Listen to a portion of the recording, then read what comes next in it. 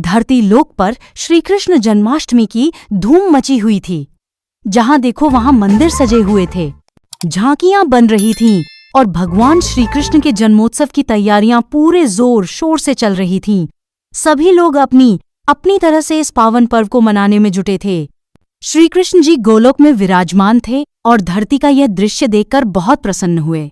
उन्होंने अपने मोरपंख को ठीक किया, कमर पर बांसुरी बांधी, मुकुट सजाया और मुस्कुराते हुए तैयार हो गए। तभी राधा जी ने मुस्कुराते हुए पूछा, कान्हा जी, इतनी साज सज्जा कर कहाँ चल दिए? अरे राधे, आज मेरा जन्मदिन है। धरतीवासी मेरा जन्मोत्सव इतने हर्षोल्लास से मना रहे हैं। मन कर रहा है कि आज अपने भक्तों की परीक्षा ली जाए। इसलिए मैं धरती लोक पर एक ब्राह्मण बालक के रूप में जा रहा हूं। तो फिर मैं भी आपके साथ चलूंगी। आपके बिना मैं अधूरी हूं। भला मैं कैसे पीछे रह सकती हूँ।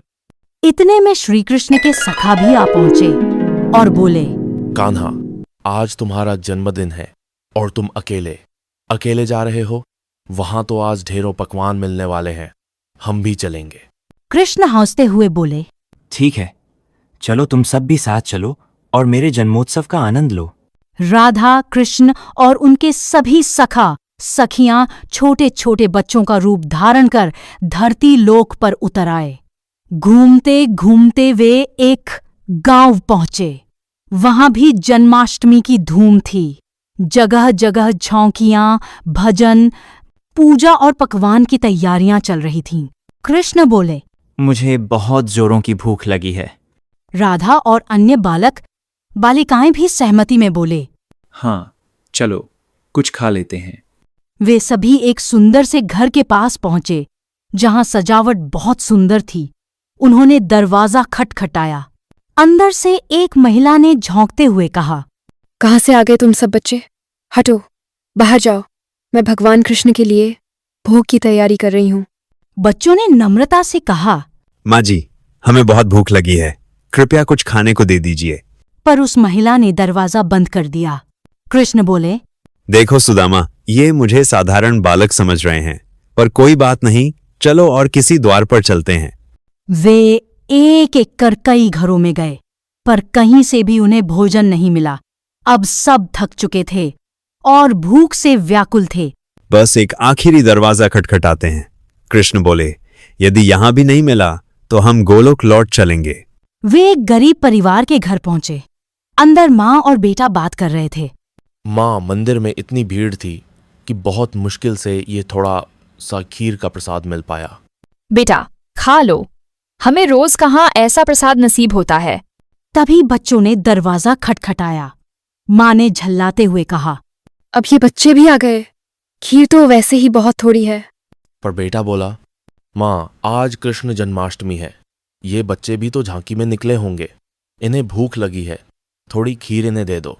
माँ ने ममता से कहा, ठीक है बेटा, तू अपनी खीर दे रहा है तो मैं भी अपनी दे दूंगी। और घर के सभी सदस्यों ने अपनी खीर इन बच्चों को दे दी। बच्चों ने थोड़ा थोड़ा कर खीर खाई, पर वो बहुत कम थी। तभी कृष्ण बोले, राधे, देखो इस परिवार का प्रेम, हमें इनकी सेवा का फल अवश्य देना चाहिए। राधा बोली, हाँ कान्हा, पर खीर तो बहुत कम है, हम खा गए। कृष्ण मुस्कुराते हुए बोले, इनके हिस्से की खीर हम भर देंगे। फिर क्या था, जैसे ही बच्चे खीर बांटने लगे, कृष्ण ने चमत्कार किया। सारे बर्तन खीर से भरते गए। सावित्री और उसका पूरा परिवार चकित रह गया। हे कृष्ण, यह तो चमत्कार है। हे मुरारी, साक्षात तुम हमारे घर आए हो।